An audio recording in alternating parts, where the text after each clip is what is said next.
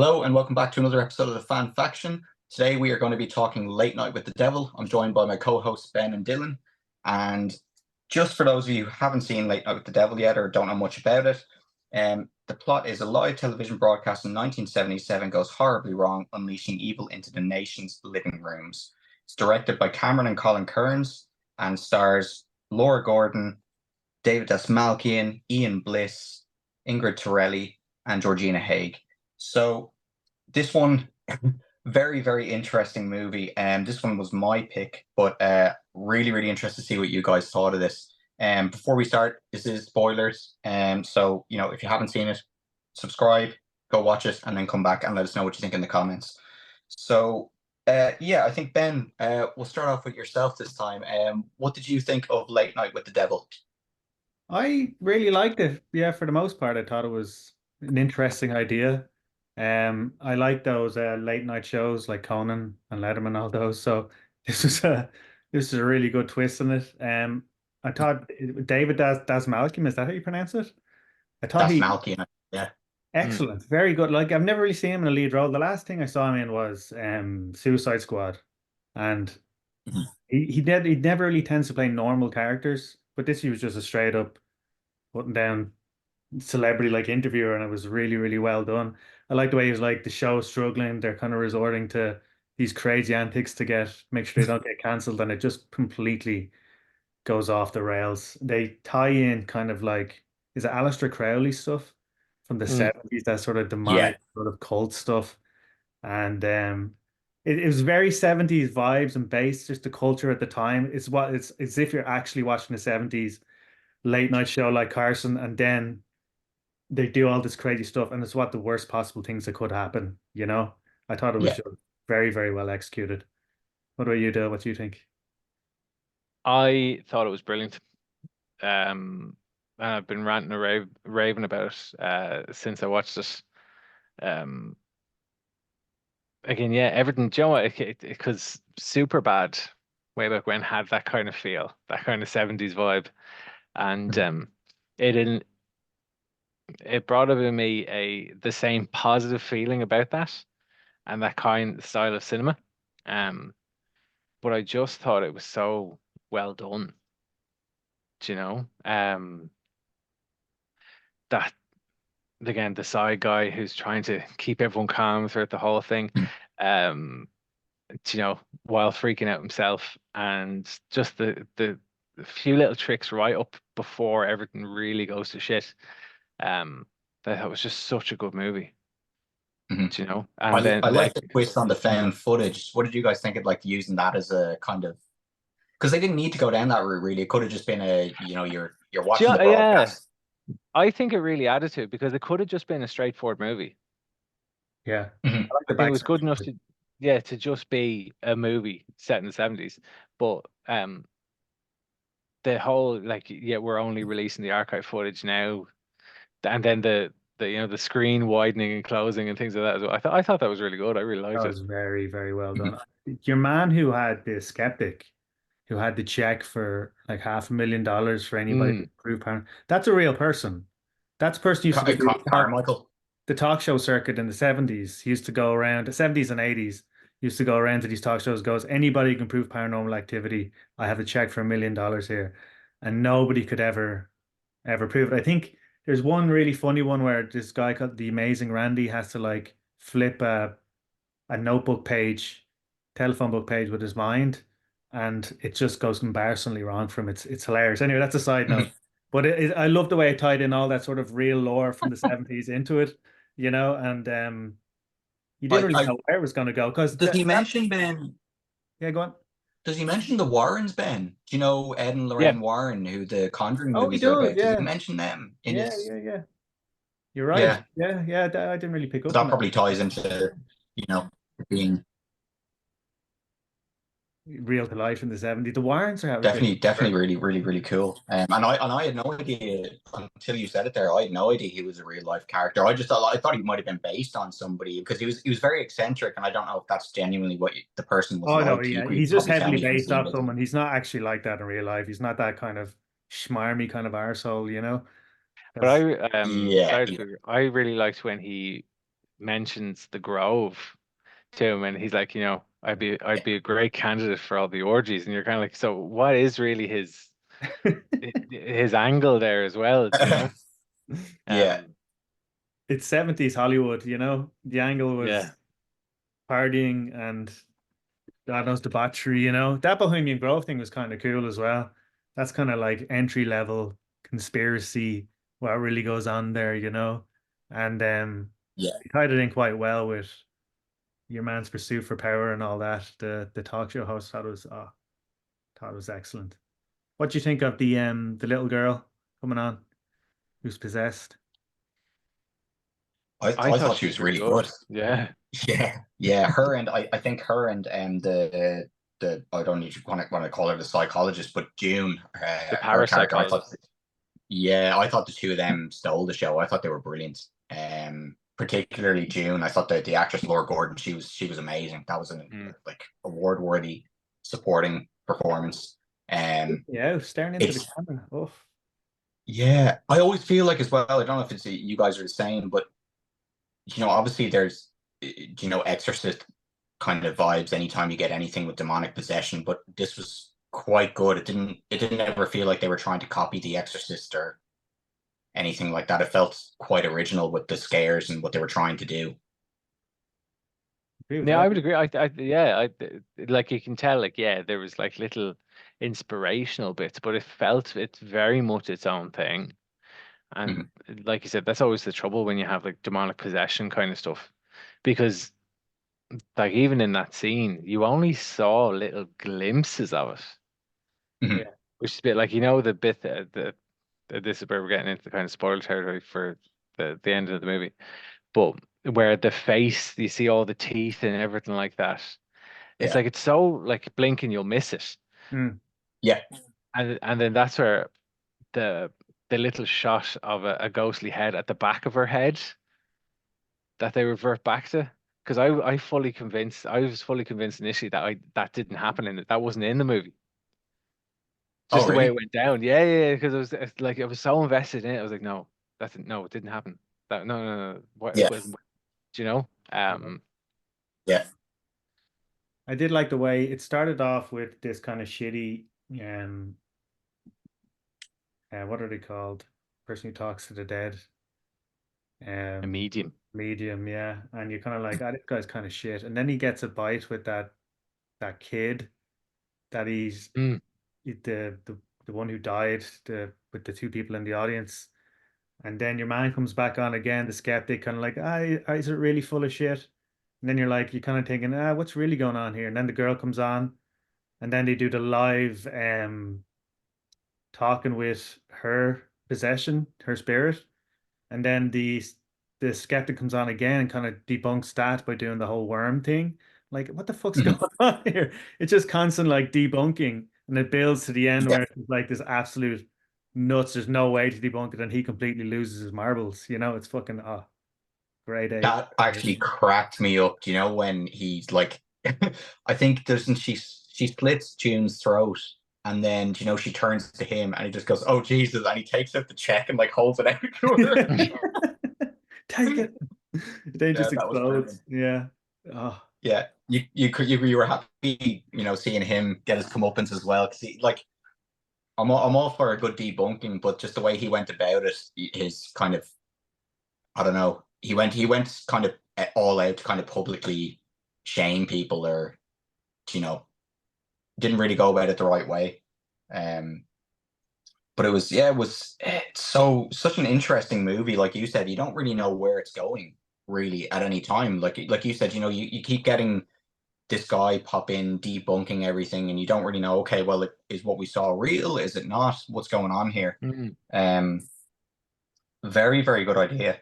Did you guys get kind of poltergeist influences as well a little bit towards the end? Yeah, very much so. In particular with your man who was in the skeleton outfit in the audience, who they kept cutting Yeah, back to and then yeah. never did anything with. Um, yeah, that was one of those things. I wonder if they had originally I, planned to do I, something with him and they just decided not to. I actually think at some point he was meant to be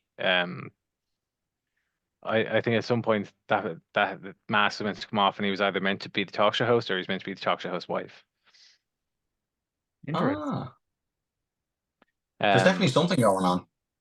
Because they linger on that particular figure too many times and for too long. Yeah. Um, but He's just there at the end among all the cast of crazy characters with that giant owl, you know?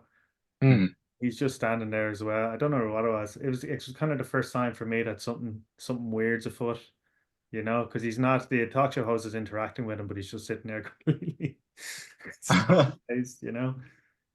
Like One thing I was, if it doesn't work out for Das Malkian as an actor, he'd be fantastic as a talk show host. Like it's just natural, yeah, you know? yeah, really good. What did you guys make of the medium Christu? hmm. Do you know where he gets the kind of sending from Minnie, or is it from Minnie? Because that was one of the bits that kind of confused me a little bit because So the initial first one, they reveal later on that there was a woman asking them questions. yes, yes. But Um, do you know when he actually goes and proper gets ascending and like his eyes go white? And do you remember he was like, "Oh, a man that's not married with a hmm. wedding ring," and he's referring to Jack Delroy. But who? So, like, are we being led to believe that Abraxas was already there doing something, or this was Minnie doing something from beyond the grave? Like, because he dies. You know, they say it off camera. They're like, you know, he had like an aneurysm or something, and you know, he died off camera. So, what was going on there during that I sending? Who was it from, and what was the point I of would it? think it's Abraxas is already there. Yeah. And I think the thing is when it comes to the actual possession is that she's just a conduit for it. So he tried to Mhm. get through with Chris Sue, and then obviously it went wrong. And then that's Yeah. because yeah, so because she was there and she was technically trained to be the conduit, then that's how Abraxas comes through. But again, I also referred back to Yeah. that's another thing I think of whoever is in the skeleton suit was also meant to be at some point. Yeah. Yeah. Yeah. And what there was some scene where is it the girl says to is it Jack Delroy the host where he's like, "We know what you did. Um, is we own you now? We own her, and now we own you." It's like at the very end, Mhm. and I picked that up as like he sold part of his soul in order to make the show a success, and maybe it's part of the reason why his wife got cancer because that was the price. But now he's paying the ultimate price or something like that. I could be completely way off here. That's the vibe I was getting towards the end. No, I Yeah, completely I agree with you. agree with you. I agree with you. Yeah, the only bit that I wasn't wholly sure about was I wasn't overly crazy about the end kind of fever dream sequence, Hmm. and all the information that it dished out there. I wonder could that have been provided to the audience in a different way? I don't know. It felt a little bit. I don't know. It felt a little bit strange going in that direction after all the chaos that happened. Um, but I agree. I think it was yeah. He's essentially sold his soul, basically, or you know, he sacrificed his wife for fame. Um, I don't think that's how he intended it to go down, but Yeah, that's yeah, essentially I think it's that he wished for fame. He was told there'd be a price, and yeah, obviously he didn't know, and that's how his wife ended up with cancer. yeah. Yeah. Yeah, the fever dream thing is interesting because I don't think because well, when we get to the worms and Mhm. there's that tiny little line where your man's like, this isn't supposed to be happening, and then you're still in the fever dream the whole time. So, but even at the reveal at the end when he stabbed her, Mhm. like you were in a fever dream, but then the fever dream was also happening, and I think that's the Abraxas crossing over fully line. Mhm. I think that's where that ambiguity comes from because we're like it's kind of because you see your man's still melted, your one Yeah, still has no head. Hmm. Um, do you know? But yeah. It was yeah, yeah. So It was a strange one. It left it quite ambiguous at the end there, and you know you don't know what happens to Jack Delroy, um, at but the he end gets of what he it. wants. he gets what he The wants whole thing, in yeah, he's terms now, of, he's going to be famous, but yeah, for he's going to be famous for something that's it's like a tragedy, and as well as that, I mean, they have the whole thing. Like that's the thing. Like with this coming out now, because it's like, oh, this is the first time this tape has been. What is it like? Well, it's the first time it's been broadcast, but presumably somebody had watched the tape and knew what exactly happened. yeah. Yeah. No, it wasn't that they're broadcasting because they found all the footage, Mm. Yeah, and that was the thing, and so it was, I think, yeah, confusing my own brain now. They could have been like, it could have been kind of, they could have leaned into like it was covered up or not covered up, like the studio sort of buried the footage, Mm. denied anything ever happened. yeah, It was all staged, you know. But then this kind mhm, of background footage shows that nobody had any idea what the fuck was going on, you know. If they yeah, had leaned into that a bit more, it probably would have made a bit more sense. But other than that, like, it's a mild criticism of a fantastic movie, you know. yeah, yeah. Yeah. What did you think of the other? Because there's some really kind of cool characters in this. Like, I feel like Gus was what everybody would be feeling in that situation. Just shut it down, please. Poor Poor man. Gus. Mm. Yeah, he had His an awful death was time of it. gruesome. Yeah, Where he gets like he levitates and then his head just goes. It's like, for God's sake, you know. Um, yeah, I thought he was great. Um, classic like talk show side host, you know. And but ever the professional, just getting on with the show, regardless of what his own personal opinions are backstage. He's just delivering that performance out there, you know. That was fantastic.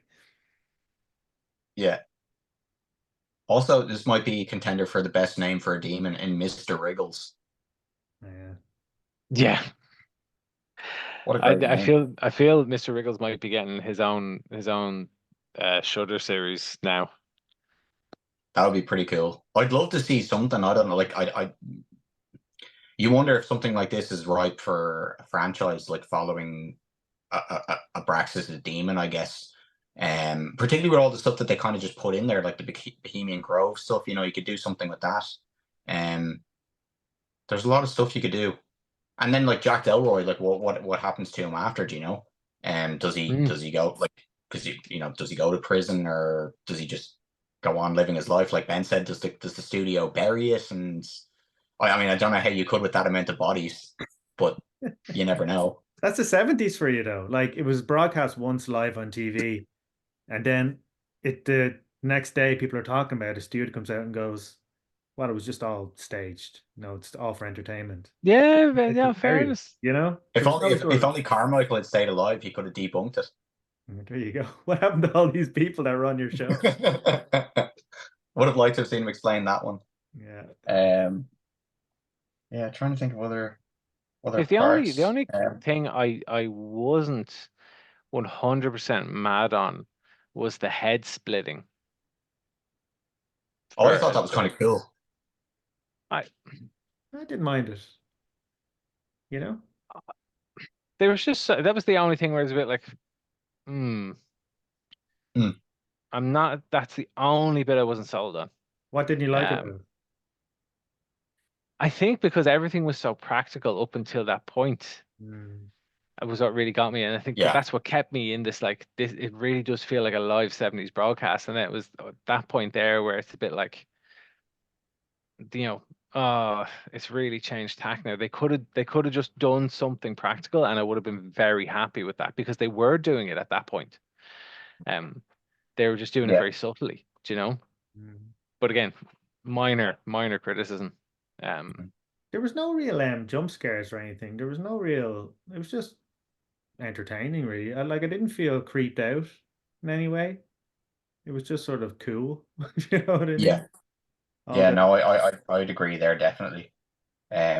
It's funny as well because the actual lead up to all the kind of the possession stuff, like the possession stuff, actually only really takes up about 10 minutes of the movie. Like it's really, I don't know what I was expecting. I think when I saw the trailer for the movie, I thought that Lily would be introduced a lot earlier, and it would Mm. be mm, a kind of slow build, and it would just, the dread would just amp up and up and up and up and up. But she only comes in quite late, and it is like that whole exorcism scene, or not exorcism scene, the whole possession scene where she's in the chair. That doesn't take up a lot of time at all. And then before you know it, then the head split scene comes up, and everything goes to shit. But it's funny because I think that's what people would be expecting the payoff to be, is those possession scenes. But really, it's a really small part of the movie altogether. This movie heavily benefits from not being overly long. A lot of movies are Yeah. way too long these days. Like we did a review for The Color Out of Space. That could have really benefited from half an hour being shaved off. You know, Yeah. good Yeah. hour 25 movie. It would have been snappy, got to the point a bit quicker. You know, and this one is an hour and 26, I think, and it just keeps ticking along. Like it's obviously a late night TV show sort of format, so you're kind of like, this is not too entertaining, this bit, but the next bit might be after the break. You know, but it's Yeah. yeah, thought it really benefited from that anyway. It'd be interesting to see how people think about it at the end of the year in terms of horror movies. I would imagine it'd be right up there with the best of them. I don't think you'll see much better than this all year. And like you said, it's not scary horror, but really entertaining. As the light goes, turns on in the background here. Yeah, it's not that scary when it kicks off with the little things, like again, like the shot of a face at the back of her head. You're kind of questioning, like, it was so quick, am I just filling in a blank myself? We're like, Yeah. it's a bit creepy. You're like, I dig that.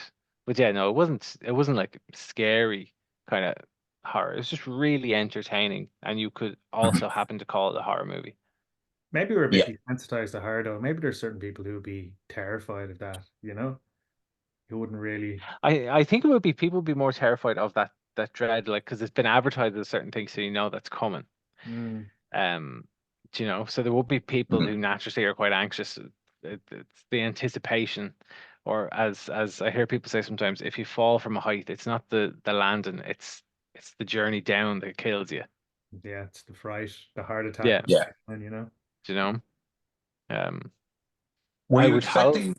Were you guys expecting it to be kind of a lot scarier than this? Just based off, I suppose, what the story was. Anytime you hear possession, you kind of automatically think I was The expecting it to Exorcist. be a little bit more gratuitous the whole way throughout. I wasn't expecting it to feel so bombastically 70s, where everyone is having a really good time as they're watching it. As an Yeah. audience member, something's going to go wrong because we've seen the trailers for it. Yeah. But like, yeah, I think in that way it was very strange because I was very entertained by this as a horror movie. Mhm. I just want to Yeah. watch the Jack Elroy show, you know. I thought it was pretty. Yeah, I like Give us more of that. Yeah. I like the band, your man Gus, and I like Jack as a whole dynamic. I thought it felt natural, you know. It felt like you're watching Conan and Yeah. with yeah, added supernatural stuff in, you know. It was great. And even Carmichael's character, as annoying as he was, he fits well into what they're trying to do. Like that causes really good conversation. It feels Like I natural. don't know. yeah. Yeah, 100%. Yeah, It feels like really, this really what good. would happen if this did actually take place on a late night show. Even though it's kind of Yeah. crazy, it wouldn't never happen like that. They make you believe that it would, you know? But Mhm. that, like Darren, like your man Darren Brown has tried to do this kind of thing before, Yeah. and where it's Silly. like, yeah, where it's like naturally things haven't kind of gone the way that he wanted, because I was actually listening to a Billy Connolly skit about Most Haunted. Uh, Mhm. if you ever watched that show, and your man was like, Oh he has his God. little person who's always with him. He's like, "And there was a murder here," and your one of the hosts is like, "Oh, we've walked into a murder building." Do you know? Because the problem is now, if you put it in the context of now in like 2024, people have absolutely no sense of wonder about anything. Mhm. We know absolutely everything.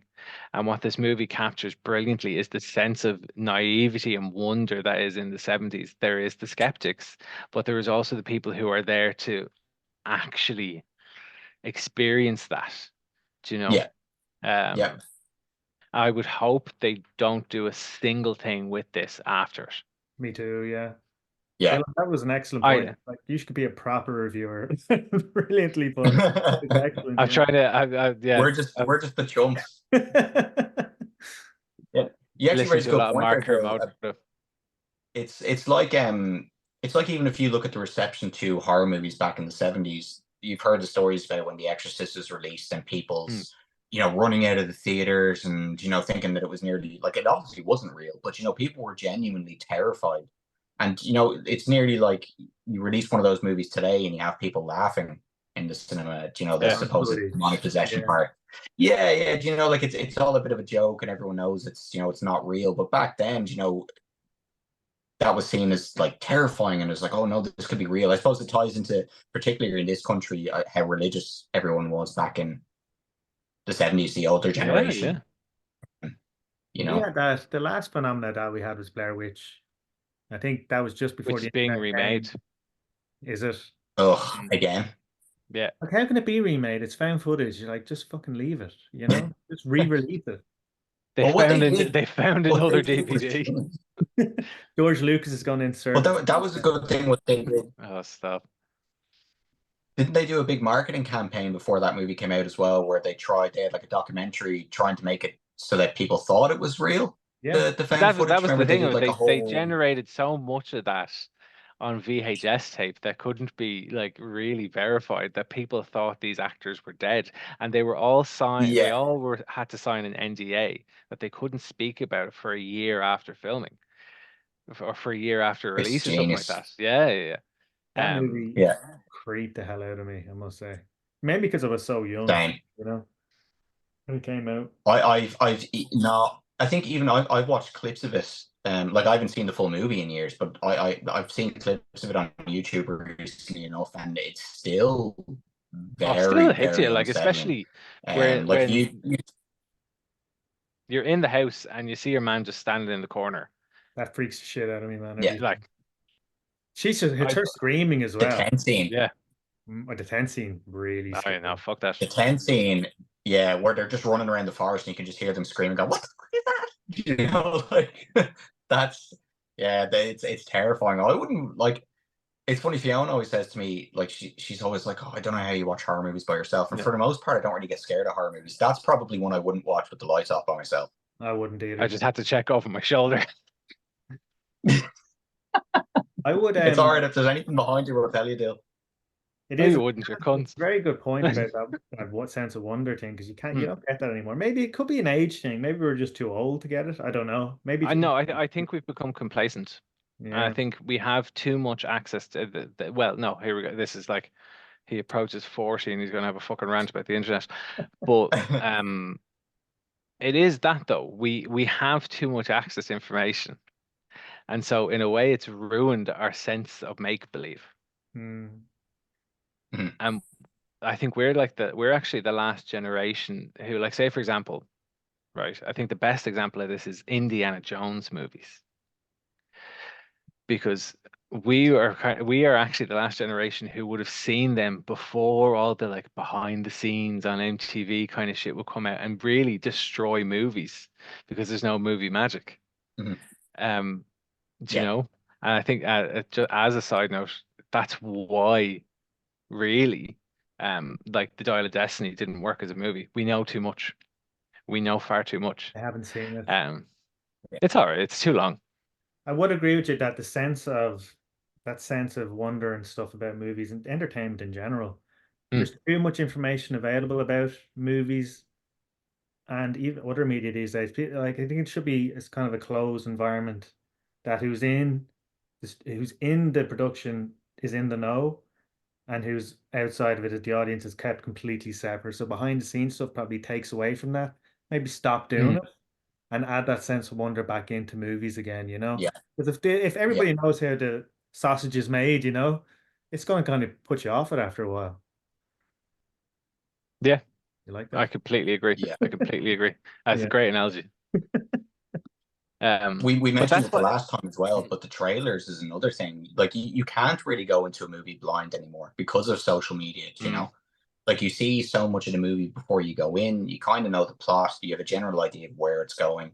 And even with Late Night with the Devil, you kind of Like they did show a bit in the I think trailer. they did a good job though. They towed a very fine line. Yeah, yeah, Um, I didn't watch the trailer just in case. Yeah. good, good. Yeah, no, I think I'm you gonna were start better doing off. that more. Yeah, but that's definitely what you guys are saying. Like that's 100% true. Like back then, I would have loved to have been around. Do you know, say when like Alien came out, and that sense of not knowing what you're going to go in and see, and then coming out and just your mind being absolutely blown. Like I'm trying to think, the last movie I had that with was probably The Matrix.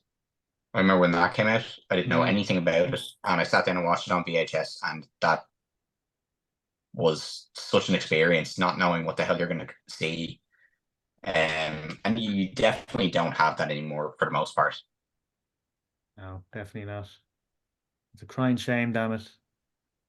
These But kids these it is I know, I know. it's just symptomatic of the age we kind of live in, do you know? What do you think about the controversy that was surrounding this movie? Because there was quite a big controversy. What was the The use controversy? of AI in particular when they were go to cut to ads and like we'll be right back after these messages, and that still that you see, that was AI generated. It was not made by an artist or anything like that. It was computer generated. Oh, And it's caused quite a stir because why? because traditionally the art department would have filled that role because it's a singular Right. still. So technically it would have given an artist upcoming in cinema the opportunity to showcase their ability. Mhm. And there's been huge controversy about it because they see this as like another thing that AI is encroaching upon in the movie space. Mm. Um, And also the AI I is probably trained off legit stills like that. yeah, So AI ingests a lot of images that exist. So it probably got a lot of real used images and then made their own interpretation of it. But the artists who made those real images didn't get paid, you know?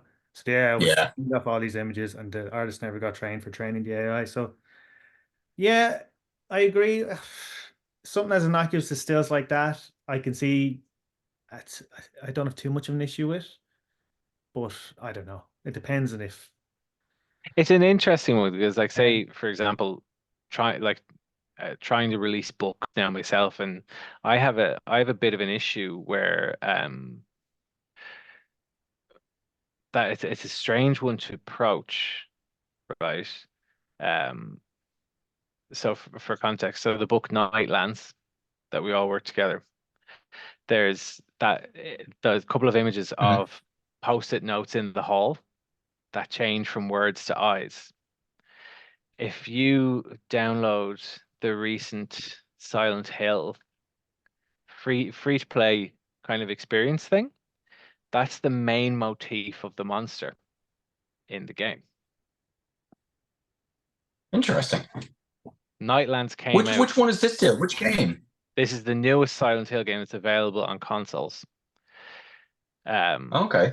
and it's the main motif. And Nightlands came out 4 to 5 years prior.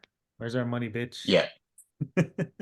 So but this is the thing. So this is the huge issue. So is it that it came from AI Mm.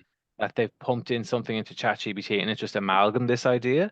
Was it someone in Konami who's secretly, I don't think Konami actually made it. I think it's a German studio who's secretly a fan. Yeah. Um, so what do you do about that? Because I'm in that situation now. So if hold on, I'll find the name of it, right? I can't remember the name of it because I have played it. I have no issue with the game. I have great issue with Mhm.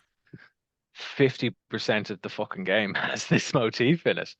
Um, Yeah. and now what do I do? What do I claim? Do you know, I had an idea on post-its Yeah. in a comic book. Um, It's a huge problem for artists nowadays. I follow a lot of guys oh, on it's called the Instagram Silent Hill: that The do. Short Message, right? It's called Okay. Silent Hill: The Short Message, and Right, lads, I think we should do a full episode on this because it's a very interesting topic. We've less than a minute left here, so I'm going to have to play with Oh you. no. Okay. And So sorry, yeah, say right. So what's tangent over. I'm going to give what's this the a 4.5. 4.5? What about you, Four and Dil? a half, 4.5. I think I'm the same. I think it's just shy of that 5. But yeah, great watch. Really, really enjoyable. Definitely one we'll all go back to, I'm sure. Mm. But yeah, so we have one more movie then left this month, which is Parasite from 2019. So yeah, we'll wrap this one up and we'll talk soon. And listen to everybody who's watched the video. Thank you. Subscribe, hit like, and we'll talk to you soon. Thank you. Cheers, guys.